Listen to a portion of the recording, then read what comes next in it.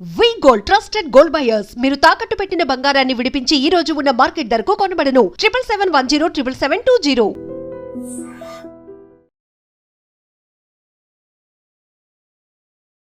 Welcome to IG media.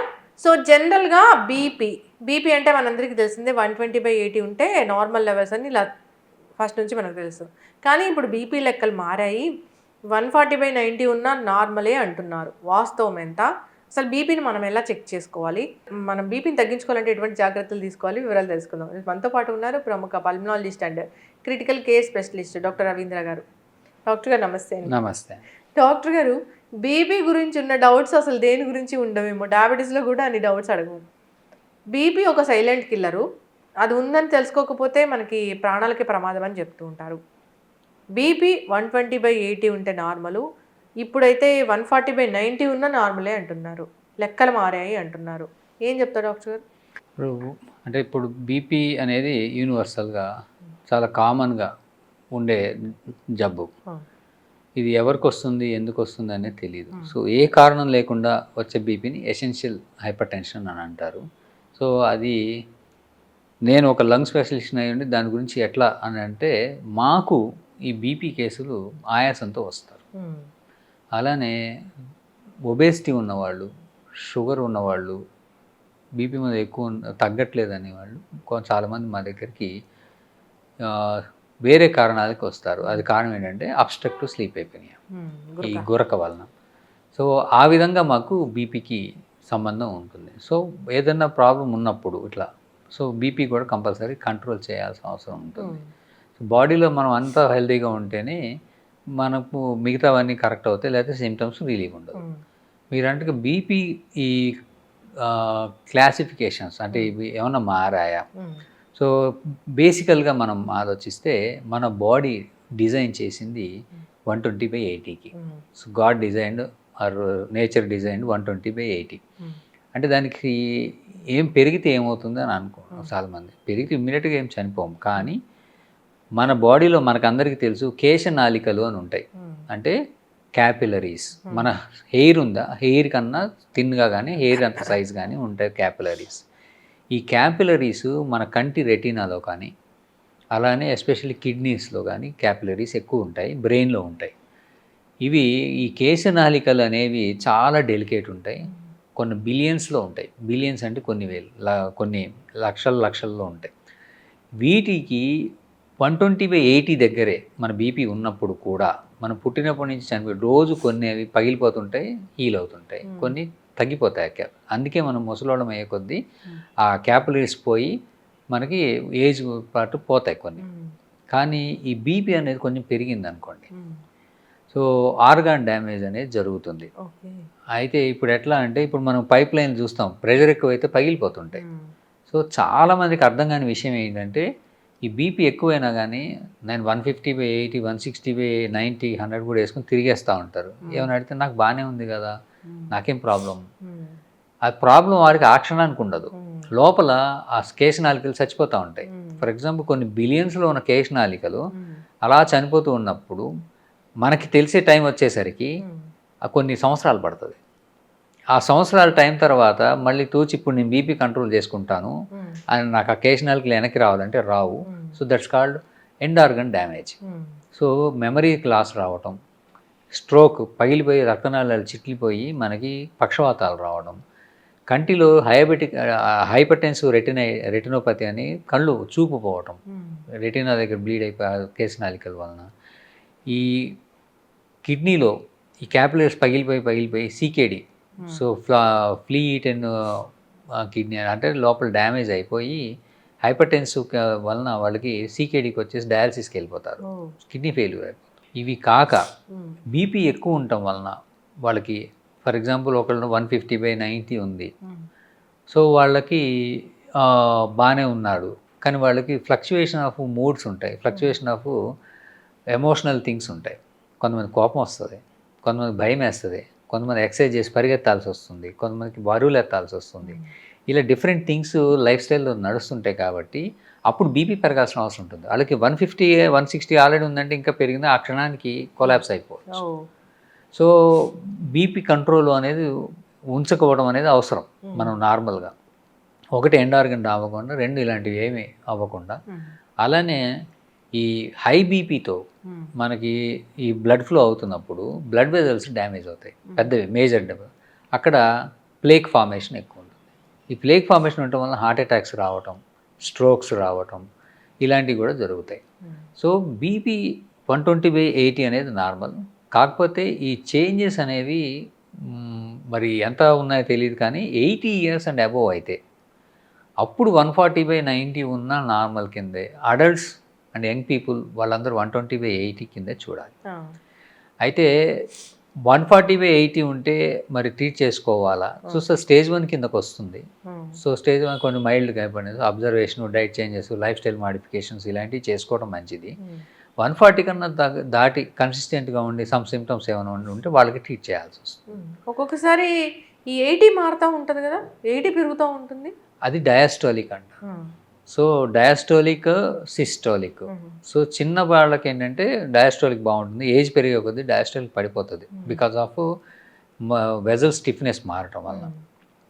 So ఇది కొంతమందికి isolated diastolic BP ఉంటుంది, కొంతమందికి సిస్టోలిక్. యూజువల్గా బీపీ అంటే systolic BP. So systolic, diastolic రెండు వచ్చినా కూడా దాన్ని ఎసెన్షియల్ కింద అంటారు. రెండు పెరుగుతాయి, లేదా ఓన్లీ సిస్టోలిక్ బీపీ రావచ్చు, ఐసోలేటెడ్ సిస్టోలిక్, ఓన్లీ డయాస్టోలిక్ కూడా ఉండొచ్చు.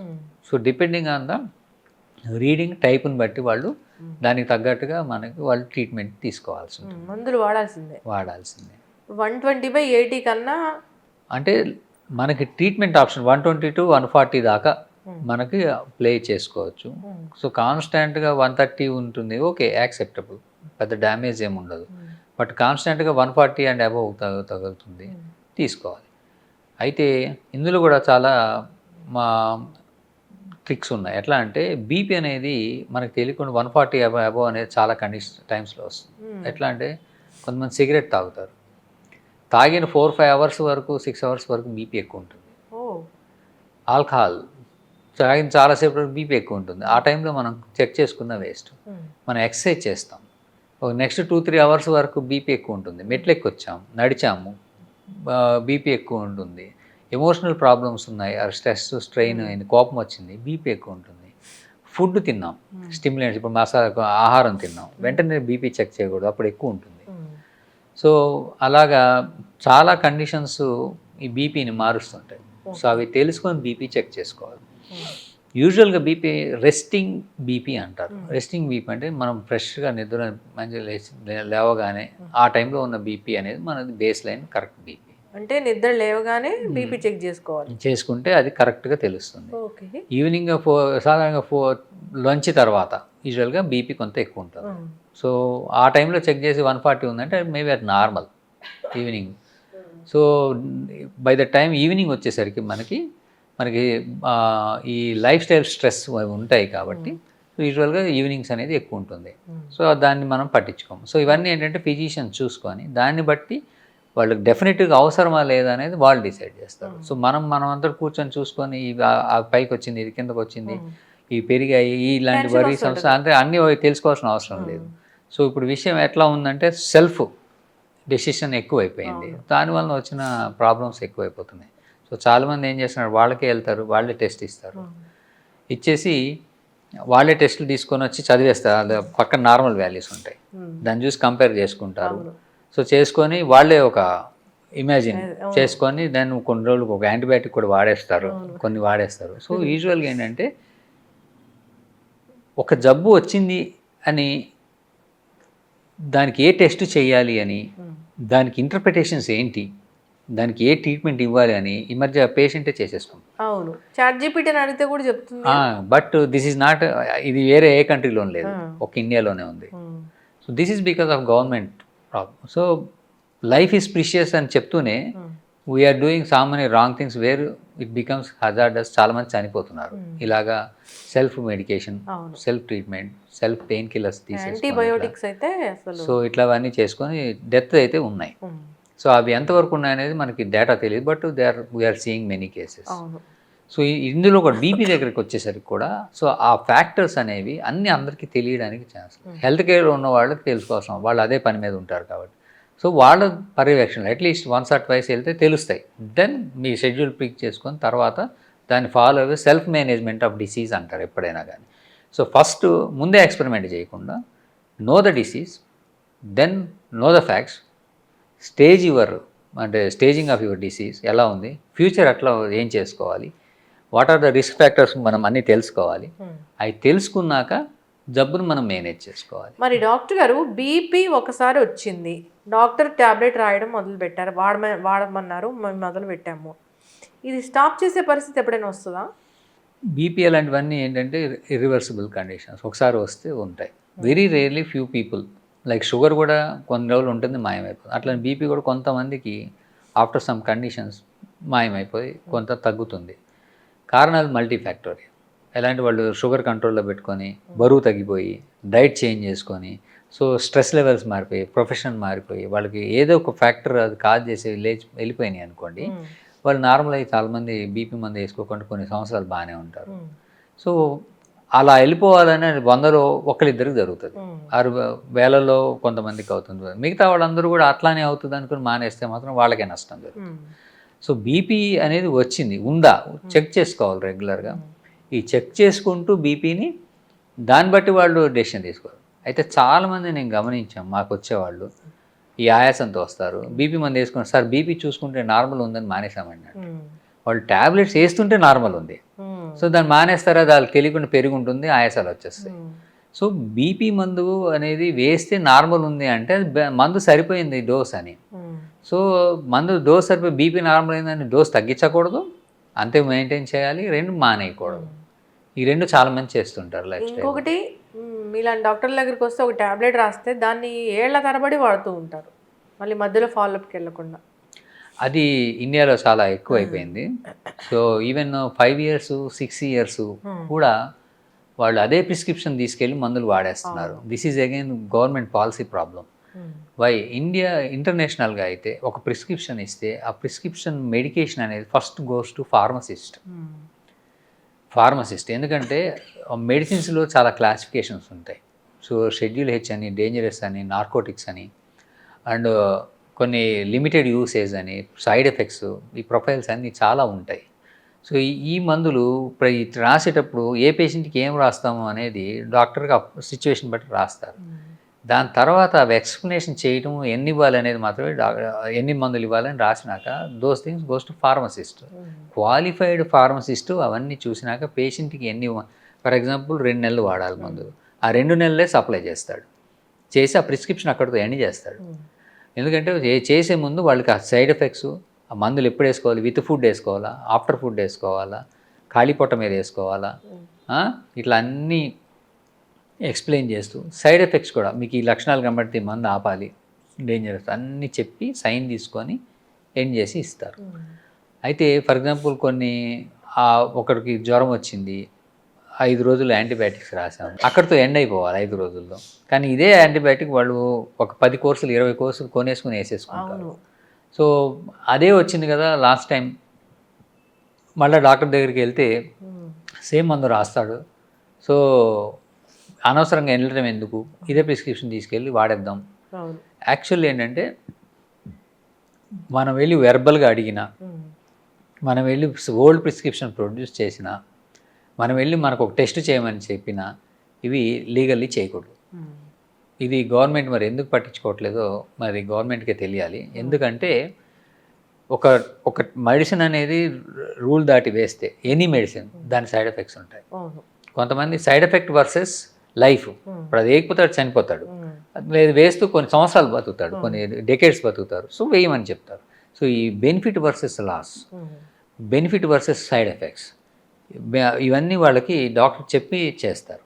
సో కొంతమందికి ఏంటంటే రాలేరు, పూర్ పీపుల్ ఉంటారు, సో వాళ్ళకి చెప్పేస్తారు ఈ 6 నెలలు వేసేసుకో, ఈ సంవత్సరం వేసుకో, క్రానిక్ డిసీజ్, మధ్యలో ఉంటారా లేదా టాప్అప్ ఇస్తారు. ఇప్పుడు ఏంటంటే వాళ్ళు ఒకే మెడికల్ షాప్లో కొనాలని రూల్ లేదు.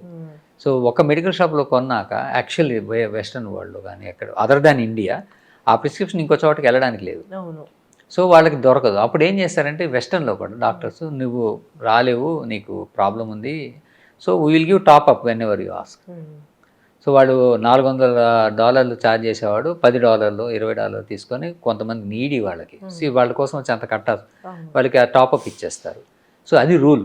బికాస్ డేంజరస్ మందులు వాడుకొని కిడ్నీ పోగొట్టుకొని, కెమికల్స్ లివర్ పోగొట్టుకొని, ఆ సమ్ అదర్ ఇష్యూస్ రెసిస్టెన్స్ తెప్పించేస్తారు. రెసిస్టెన్స్ అంటే మందులు పనిచేయకపోవటం ఇన్ఫెక్షన్స్కి, ఇవన్నీ జరుగుతున్నాయి. కాబట్టి సో పర్యవేక్షణలో ఎక్స్పెరిమెంట్ చేయకుండా అసలు మందులు వాడకూడదు, అవసరం లేదు. వచ్చింది అదే అనుకుని వాళ్ళు అన్నీ వాడేస్తామంటే 5 ఏళ్ళు డాక్టర్ చదవటం వేస్ట్, 15 ఏళ్ళు చదవటం వేస్ట్. అందరూ ఇండియాలో ఇట్లా జరుగుతూనే ఉంది. సో ఆ నాలెడ్జ్ డాక్టర్ పెట్టుకోవడం అనేది అనవసరం అంటే ఒక సెక్టర్కి. So these things are very ridiculous అయిపోతాయి.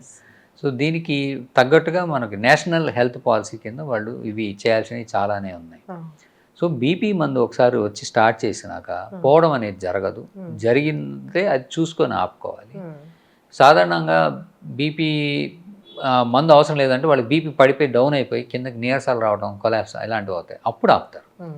బీపీ వేస్తుంటే నార్మల్ మందు వేస్తున్నారు కానీ రికార్డింగ్ నార్మల్ వస్తుంది, దేర్ బీపీ ఉన్నట్టు వాళ్ళు మందులు కంటిన్యూ చేయాల్సి. ఇప్పుడు బీపీ డౌన్ అయిపోవడం అంటే ఎంత పడిపోతే డౌన్ అయిపోయింది అన్నట్లు?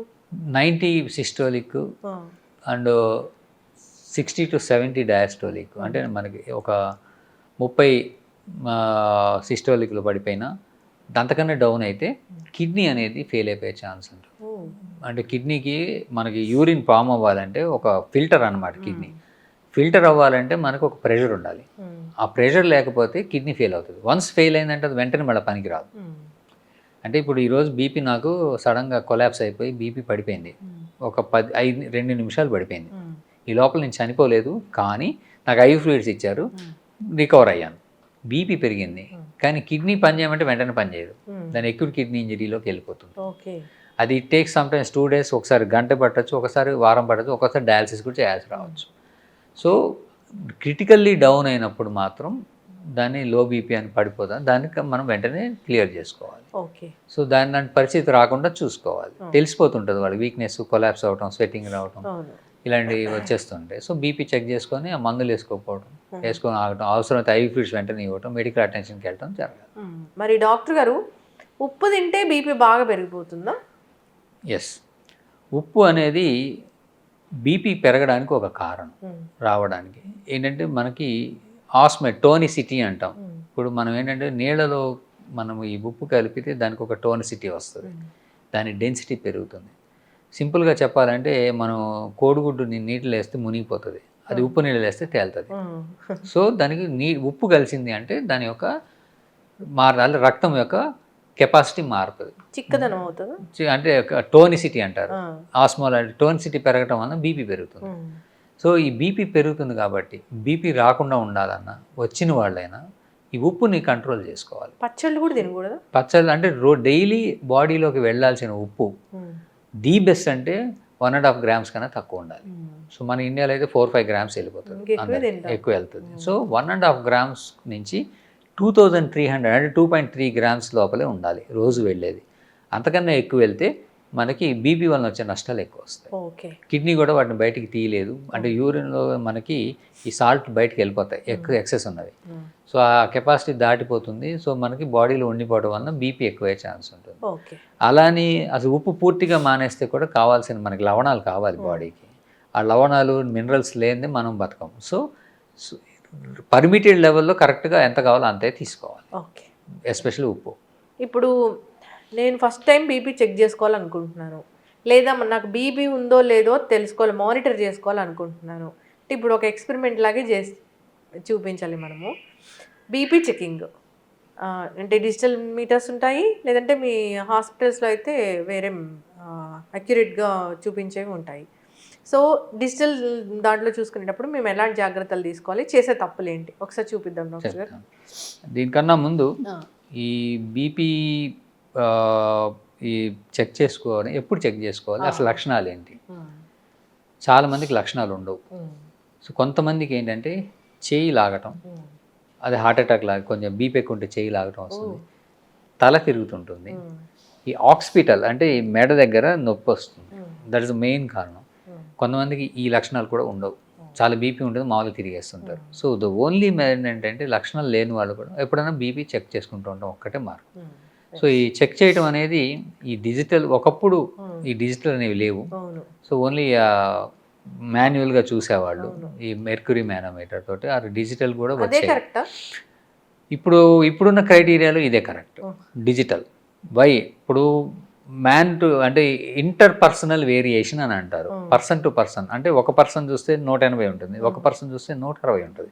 ఒకే పేషెంట్ అదే టైంలో పర్సన్ వేరియేషన్ అనేది, ఆ స్పీడు ఎంత స్పీడ్లో పడిపోతుంది, వాళ్ళు ఎంత అబ్జర్వ్ చేస్తున్నారు అని.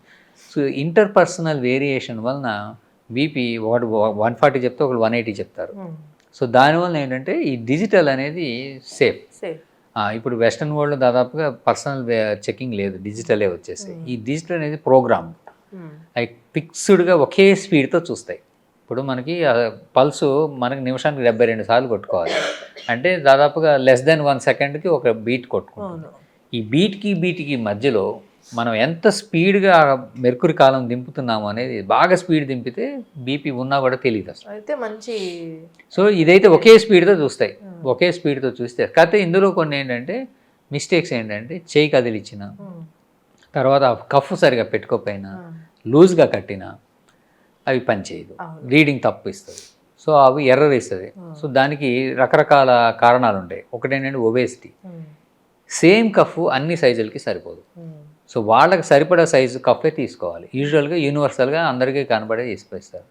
పీడియాట్రిక్స్కి చిన్న పిల్లలకి ఇది పెడితే బీపీ తక్కువ వస్తుంది, అలానే ఒబేసిటీ ఉన్న వాళ్ళకి ఇది పెడితే బీపీ ఎక్కువ వస్తుంది. సో చేతికి కాలుకి వేరే ఉంటాయి కఫ్. సో వాళ్ళకి తగ్గట్టుగా large, extra large or normal or small depending అని తీసుకోవాల్సి ఉంటుంది. కఫ్ మారుతుంది, ఈ చేతి కట్టేది మార్చుకోవాలి.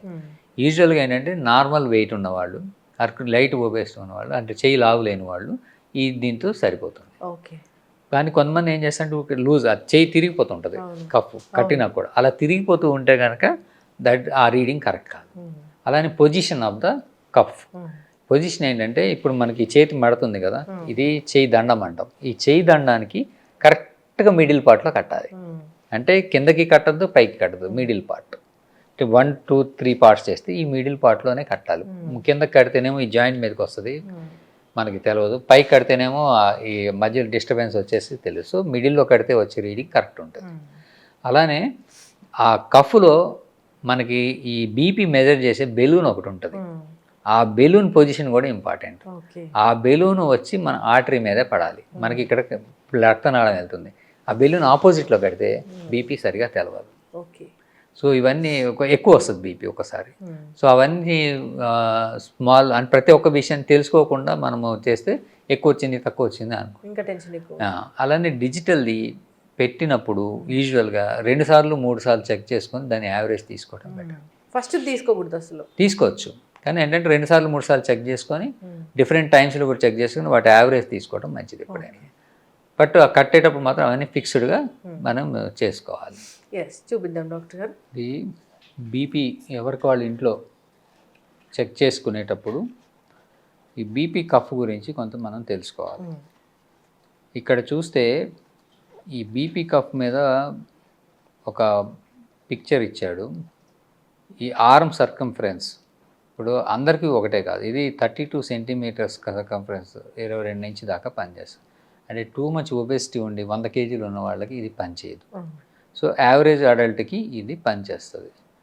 2, ఎప్పుడైనా ఈ కఫ్ బిగించేటప్పుడు టైట్గా బిగించకూడదు, లూజ్గా బిగించకూడదు, మీడియం టైట్నెస్ అంటే ఒక మోస్తరుగా పెట్టాలి.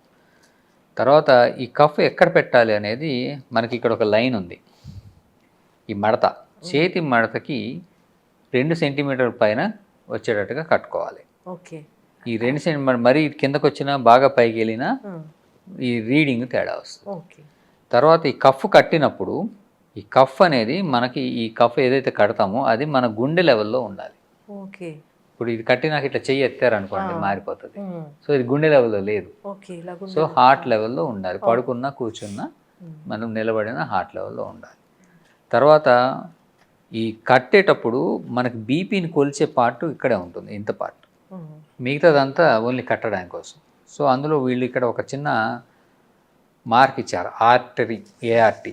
ఈ ఆర్టరీ ఈ పాయింట్ అనేది సాధారణంగా మనకి చేతిలో మనకి బ్లడ్ నరం అనేది పల్స్ తెలిసేది ఇక్కడి నుంచి వెళ్తుంది. సో ఈ పార్ట్లోనే అది ఉండాలి, ఇటు వస్తే పనికిరాదు. సో దాన్ని చూసుకొని ఇవన్నీ చూసుకొని దాన్ని బట్టి రీడింగ్ చేసుకోవాలి. ఓకే. సో ఇప్పుడు కరెక్ట్గా చూడాలంటే నేను పెడతాను చూడండి. ఇప్పుడు ఈ చెయ్యి దూర్చినాక ఈ ఆర్టరీ అని ఉంది కదా, ఈ ఆర్టరీ అనేది ఇక్కడ ఈ ఆర్టరీ దగ్గర, సో దాదాపుగా 2 సెంటీమీటర్ల పైకి పెట్టాను, ఆర్టరీ దగ్గర పెట్టాను. దెన్ టైట్గా పెట్టాలి. ఓకే. టైట్ అండ్ మరి రక్త సరఫరా ఆగిపోయేంత టైట్గా కాదు, అలా అనేది కాదు. యూజువల్గా ఏంటంటే ఈ పార్ట్ ఊడొస్తా ఉంది. దిస్ వన్ ఏంటంటే ఎప్పుడైనా ఊరికి వెళ్ళినప్పుడు వాటిని తీసుకోవడానికి, క్లీన్ చేసుకోవడానికి, మామూలుగా అయితే తీయాల్సిన అవసరం లేదు.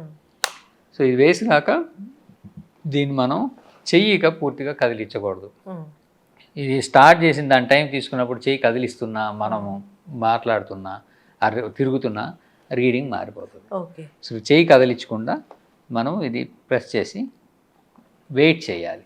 సో ఇది ఆటోమేటిక్గా రీడింగ్ స్టార్ట్ అవుతుంది. సో కఫ్ నొక్కుతుందా ప్రెషర్ వస్తుంది. సో వచ్చినప్పుడు ఇంకా చెయ్యి కదిలించకూడదు, మనం ప్రశాంతంగా ఉంటే అదే ఆటోమేటిక్గా రీడింగ్ అదే ఇచ్చేస్తుంది. అంటే ఆ చెయ్యి అట్లా కిందకైనా ఉండొచ్చు, చెయ్యి కిందకు ఉండొచ్చు, కొంచెం ముందుకు ఉండొచ్చు టేబుల్ మీద. సో ఇది తీసుకొని ఈ రీడింగ్ అనేది మనము తీసుకొని చూసుకోవచ్చు, అది వస్తుంది. సో చెయ్యి కదపకూడదు, మనం మిషన్ని చెయ్యి అట్లైనా ఉండొచ్చు, కానీ ఇది కట్టింది మాత్రం ఇది హార్ట్ లెవెల్లో ఉండాలి. రీడింగ్ స్టార్ట్ చేసినప్పుడు ఎక్కువ కదిలిస్తూ ఉంటే తప్పు రీడింగ్ వస్తుంది. కాళ్ళు కిందకే ఉండాలి. చాలా మంది కాళ్ళు అట్లే పడుకొని ఉండొచ్చు, కూర్చొని ఉండొచ్చు, అదేం ప్రాబ్లం. నిలబడి కూడా ఉండొచ్చు. అయితే అవి ఫస్ట్ టైం చెక్ చేసినప్పుడు కాళ్ళకి, కుడి చేతికి ఎడం చేతికి డిఫరెన్స్, చేతికి కాలికి డిఫరెన్స్, కూర్చుని ఉన్నప్పుడు నిలబడి ఉన్నప్పుడు డిఫరెన్స్, ఇవన్నీ చాలా చూస్తారు. అది ఫిజిషియన్ చూస్తారు. మనం ఇంట్లో చూసుకునేది ఇప్పుడు దానికి 150/90, 135/94 వచ్చింది, పల్స్ 74. సో ఇదే పల్స్ మళ్ళీ ఇంకోసారి రీకన్ఫర్మ్ అట్లానే చేసుకోవడం మంచిది. మళ్ళీ నొక్కాను. So at least 2 to 3 times check చేసుకొని ఆ వచ్చిన యావరేజ్ చేసుకుంటే యూజువల్లీ బెటర్. లేదంటే అది ఒకసారి చేయి కదిలిందని రాకపోవటం, అయితే ఒకసారి పెట్టినప్పుడు ప్రతిసారి ఎర్రర్ అని వస్తుంది. ఎర్రర్ అని వస్తుంటే కనుక డాక్టర్ దగ్గరికి వెళ్ళి చెక్ చేసుకోవాలి. అంటే ఎర్రర్ అంటే అది చెక్ చేయట్లేదు, సరిగా రావట్లేదు. వీళ్ళకి బీపీఎన్ ఎక్కువ ఉండాలి, లేదా ఆ కఫ్ సరిగా సెట్ అవ్వకపోతుండి ఉండాలి. సో సమ్ ఏదో కారణాల వల్ల ఎర్రర్ అని వస్తుంది, ఈ అని వస్తుంది. అప్పుడు డాక్టర్ దగ్గరికి వెళ్ళి చెక్ చేసుకోవాలి. ఎర్రర్ వచ్చిందంటే వాళ్ళకి బీపీఎన్ ఎక్కువ ఉండాలి, వేరే మల్టిపుల్ కారణాలు. సో అవి ఏంటి అనేది వాళ్ళు చెక్ చేసుకుంటారు. సో 130/90. సో ఇందాకట్లానే దాదాపు అంటే 5 ప్రతిసారి ఒకటే రాదు, గుప్పిడి గింజలు తీసేది. సో మనం విల్ కన్సిడర్ ఇట్ అది 130/90. అంటే ఇప్పుడు ఇది మధ్యాహ్నం తీస్తున్నాం కదా, ఈవినింగ్ ఇప్పుడు దాదాపుగా ఒక కాఫీ టీ తాగుంటాడు, భోజనం చేశాడు. So this is a normal BP for person. So 130/90 symptoms ఏమి లేవు కాబట్టి వీ కన్సిడర్ అన్నారు. దాన్ని నోట్ చేసేసుకోండి, ఇది నార్మల్. సో పెట్టేటప్పుడు టైట్గా ఉండాలి, ఇవన్నీ వాళ్ళు చూసుకోవాలి. కఫ్ ఎవరి సైజు, అడల్ట్ సైజా కాదా, ఈ level of fixing heart level దగ్గర మిడిల్ ఆఫ్ ద ఆర్మ్లో పెట్టుకోవాలి, ఈ గ్యాప్ చూసుకోవాలి. ఈ ఆర్టరీ మార్క్ ఆర్టరీ మీదే ఉండాలి, ఆర్టరీ. దెన్ అది కరెక్ట్ రీడింగ్ వస్తుంది. ఓకే, చక్కగా చెప్పారు డాక్టర్ గారు. అలా కాకుండా ఎలా పడితే అలా చెక్ చేసుకొని బీపీ ఉందని లేదా బీపీ లేదని ఇలా చెప్తూ ఉంటారు. డాక్టర్స్ కూడా రాంగ్ మెసేజ్ ఇస్తూ ఉంటారు. ఇదైతే పర్ఫెక్ట్గా మనం ఎలా మెజర్ చేసుకోవాలి ఏంటి అనేది. బీపీ ఎప్పుడైనా ఎర్లీ మార్నింగ్ మనం నిద్ర లేస్తానే బీపీ చెక్ చేసుకోవాలి. Resting BP best option, best BP అది. అలా అని కాకుండా డేలో డిఫరెంట్ టైమ్స్లో చెక్ చేసుకొని దాన్ని బట్టి మనకు బీపీ ఉందో లేదా డాక్టర్ డిసైడ్ చేస్తాం. ఓకే, ఎస్, చక్కగా చెప్పారండి. ఇప్పుడు బీపీ టాబ్లెట్స్ అనేవి డాక్టర్ గారు అదొక పెద్ద డౌట్. ఇప్పుడు మార్నింగ్ వేసుకోవాలా, ఈవినింగ్ వేసుకోవాలా? ఎప్పుడైనా 24 hours పనిచేస్తాయి బీపీ టాబ్లెట్స్ అని. అంటే ఇప్పుడు సాధారణంగా ఏంటంటే అందరూ మార్నింగ్ వేసుకుంటారు. ఎందుకు కారణం ఏంటంటే మనం ఈవినింగ్ వేస్తే నిద్రలో దాదాపుగా మనకు బీపీ తగ్గిపోతుంది, స్ట్రెస్ ఉండదు, స్ట్రెయిన్ ఉండదు, రెస్ట్లో ఉంటాం. సో పొద్దున్న లేవగానే, పొద్దున్న లేచిన దగ్గర సాయంత్రం దాకా మనకి హడావుడిగా బిజీగా ఉండి స్ట్రెస్లు, స్ట్రెయిన్లు, ఎమోషనల్, ఎక్సర్సైజులు, పరుగులు పెట్టడాలు ఉంటాయి. సో ఆ టైంలో ఫ్లక్చువేషన్స్ ఉంటాయి కాబట్టి పొద్దున్నే బ్రేక్ఫాస్ట్తో మనము బీపీ వేసుకుంటే ఆ మిగతా రోజు అంతా కంట్రోల్లో ఉంటుంది. బట్ అలానే అది నైట్ పనిచేయదని కాదు. యూజువల్గా ఇప్పుడు వస్తున్న ట్యాబ్లెట్స్ ఏవైనా కానీ sustain release, control release, modified release, ఇలా ఎక్స్టెండెడ్ రిలీజు, ఇలా డిఫరెంట్ మెథడ్స్లో తయారు చేస్తున్నారు కాబట్టి అది ఒకసారి మనం మింగితే అది 24 అవర్స్ పనిచేస్తుంది. ఓకే. సో అందుకని మింగగా పనిచేస్తూనే ఉంటుంది. సో కొంతమందికి యూజువల్గా మార్నింగ్ తీసుకుంటే ఓకే, కొంతమందికి ఫిజిషియన్ డిసైడ్ చేస్తారు మధ్యాహ్నం వేసుకోమని, రాత్రి వేసుకోమని. మరి 4-5 మందులు అవసరం పడతాయి, కొంతమందికి తగ్గదు. సో అలాంటి వాళ్ళు డిస్ట్రిబ్యూట్ చేస్తారు. డే అంతా వాళ్ళు డిస్ట్రిబ్యూట్ చేసి ఈ టైంలో ఇది తీసుకోండి అని చెప్తారు. సో ఒకే ఒక మెడిసిన్ తీసుకోవడం అంటే యూజువల్గా బెస్ట్ ఈజ్ మార్నింగ్, బట్ మిగతా టైంలో తీసుకున్నా కానీ పనిచేస్తుంది 24 అవర్స్ కాబట్టి. చక్కటి ఇన్ఫర్మేషన్ డాక్టర్ గారు. కానీ ఏదైనా ఒక టైంలో తీసుకుంటేనే మంచిది. వాళ్ళు ఏదైనా మార్నింగ్ చెప్తే మార్నింగ్ తీసుకోవడం మంచిది. ఆ టైం ఎవ్రీ 24 అవర్స్కి వేసుకుంటూ ఉంటే వాళ్ళకి కరెక్ట్గా మెయింటైన్ అవుతుంది డ్రగ్ డోసేజ్ అనేది బాడీలో. ఎస్, చక్కగా చెప్పారండి. బీపీ అనేది ఎంత ఉండాలి అంటే 120/80 అదే ఉండాలి. సో ఇంకా 140/90 కన్సిడర్ చేస్తాము అంటే డిపెండ్స్ ఆన్ దేర్ ఏజ్ ఇలా చెప్తూ ఉన్నారు. సో అంతేకాకుండా బీపీ చెక్ చేసుకునే టైం మార్నింగ్ టైమే. మీరు చెప్పిన పద్ధతిలో చెక్ చేసుకోవాలని కోరుకుందాం డాక్టర్ గారు. బీపీ టాబ్లెట్స్ డాక్టర్ చెప్పకుండా మానేయొద్దు, మనం సొంతంగా డోస్ కూడా పెంచుకోకూడదు, డోస్ కూడా తగ్గించుకోకూడదు. చక్కగా చెప్పారండి. ఫాలో అవ్వాలని కోరుకుందాం. ధన్యవాదాలు. నమస్తే.